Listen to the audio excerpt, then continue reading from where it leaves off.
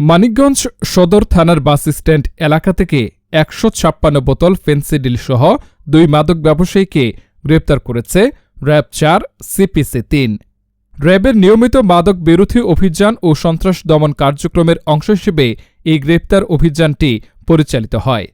গোপন সংবাদের ভিত্তিতে র্যাবের একটি বিশেষ দল মানিকগঞ্জ পৌরসভাধীন বাস স্ট্যান্ডে অভিযান চালিয়ে ২ মাদক ব্যবসায়ীকে আটক করতে সক্ষম হয়।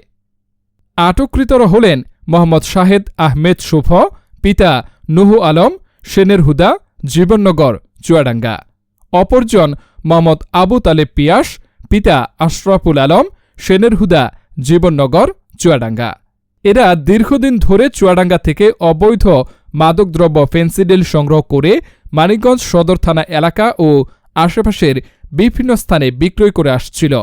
গত বৃহস্পতিবার রাতে তারা চুয়াডাঙ্গা থেকে একটি বড় চালান নিয়ে মানিকগঞ্জে আসছিলেন। গোপন তথ্যের ভিত্তিতে র্যাব তাদের চিহ্নিত করে অভিযান চালায় এবং ১৫৬ বোতল ফেন্সিডিল উদ্ধার করে। গ্রেপ্তারকৃত আসামিদের বিরুদ্ধে মানিকগঞ্জ সদর থানায় মাদকদ্রব্য আইনে মামলা দায়ের করা হয়েছে। র্যাবের এই সফল অভিযান সন্ত্রাস, চাঁদাবাজি, ডাকাতি ও মাদক ব্যবসার বিরুদ্ধে তাদের ধারাবাহিক অভিযানকে আরও শক্তিশালী করেছে।